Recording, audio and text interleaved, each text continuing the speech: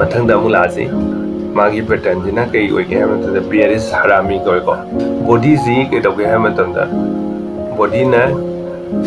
green candle अचौब अमा ओइगदबा mother candle जिना अचौब अमा ओइगदबा अदुगा मागा हेक बेबी कैंडल जिना कइदौगे हाय मतमदा कैंडल मचा रेड ओइगदबा मागी बॉडी की मनुंगदा लेगदबा अदुई तादि प्राइस हेंग कारकपा मतमदा कइदौगे हाय मतमदा हेंग कारकपा मतमदा ग्रीन अमागा रेड अमागा पुनमिनाबा तारदि हाइरो पोट प्राइस रिवर्स लाकने मखारमदा रिवर्स लाकनाबगी रेडी दा लेरिने असिजु कैंडल फॉर्मेशन जे ममिंग एखोना दम इनसाइड कैंडल थोलानी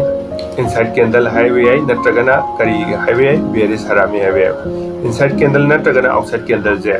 असी के दोगे हम ट्रेड मखल खुदि मक्ता यातोइना अखोइना उरकनी टाइम फ्रेम कुथरकाना टाइम फ्रेम अचोबददि पांगना थिबो वाबा याई अदुबु टाइम फ्रेम कुथरकपा मतमददि हाइरिबा कैंडल अनि जे अखोइना याम तोइना थिंगना कानेबा अदुबु छु कदाइदा 15 मिनट की टाइम फ्रेम नत्रगा 30 मिनट की टाइम फ्रेम दा हाइरिबा कैंडल अनि जे असिगी पेयरिंग जे यामना तोइना उबा फंगकानेबा हेक उबबु फंगबा अखोइना डिसीजन जे लौगे हाय तारगदि मदर कैंडल जिगी हाई द ब्रेक तौरक्रा मदर कैंडल जिगी लो द ब्रेक तौरक्रा हैबो येंगम चंगने मागी फ्यूचर द लाकदब प्राइसिंग दन तुंग द लाकदा प्राइस फॉर्मेशन दना मदर कैंडल गी लो ब्रेक तौरगना लो रोमदा मदर कैंडल गी हाई द ब्रेक तौरगना मथदा हुइसु इस्लाम कापिने प्राइस फार लाउंग चटकिने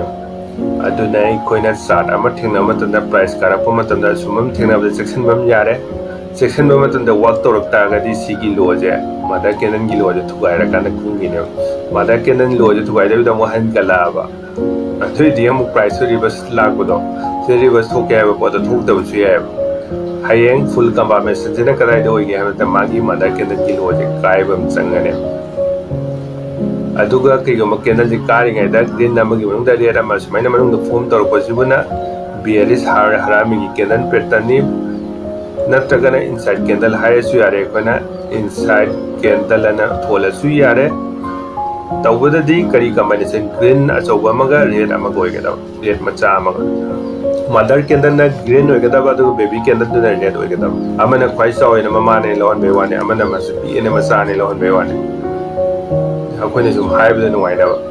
तौबदि कैंडल अचौबा अमगा मचा अमगा सुमाइना पुंजनदुने कॉम्बिनेशन दि तौदुनेबा असिबु बेरिस हरामी को येंगसे बेरिस हरामी की पोट हयेंग बेरिस हरामी थिंगनाबा मतमना कैंडल जे हयेंग सुमाइना ग्रीन अचौबम थोरे कारकपदे प्राइस सेकलाइनी सेट कटपा याब सेकला काना सुमाइना कैंडल अमा हेक थोला काना कइदौगे हम सुबा रेड अमा हेक इनरक तरगदि कइदौगे हम मतमदा सिबु एखोइना करी कैंडल कौगे है मतलब बेरिस हरामी को बेरिस हरामी उनको प्राइस हम हल कुमधग्रे कुमं काना मागी पेयरिंग दी मति नम पुजगिबे वानी बट अदुबु असुमे में हेक थोड़ा दि प्राइस रिवर्स अदुम लाकने रिवर्सल की पोच अदुम येंगो रिवर्स तौको मतम दा अदुम येंगो बसिगी इनसाइड कैंडल अमा फॉर्मेशन तौदा दि मागी लोजे ब्रेक तौद्रेओ कंफर्मेशन तौगे है मतलब मागी लोजे ब्रेक तौ चकिबने मागी लोजे break तौरगा अखोइन Midu सलगा seller Rome the संगबे यारे इंट्राडे तौरगना सेल तौरनी असिगी एक तौकांदना एफएनओ तौको कांगुदना कइदौनी पी द बाय तौबे यारे पी एफएनओ गी खै लेसन लाकनी को एफएनओ जे कइनो हायबदा अदु हाइबो कांगुजिदा एफएनओ गी खै नॉलेज का गलेबो कांगुदि पी जे कइनो खंगने पी रो द बाय तौसनगी यारे नत्रगना ऑप्शन राइटर अमा होइना खैना राइट तौबे यारे हाइबो मे हमसिगी खुदोंग चाब सुम कैंडल अम थोलोपो मतम लाइन फंगने अदुना सुम कैंडल जिबो इखोइना कई कौगे है मतलब इनसाइड कैंडल है कौ इनसाइड कैंडल अन ब्रेक आउट तौको मतमदा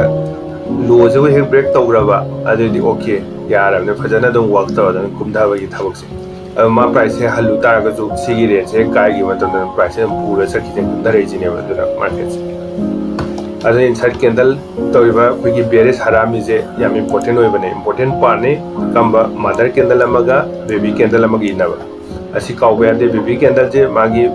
बॉडी जी मनुदा अदुम बॉडी अमदुना मु लेगनगदी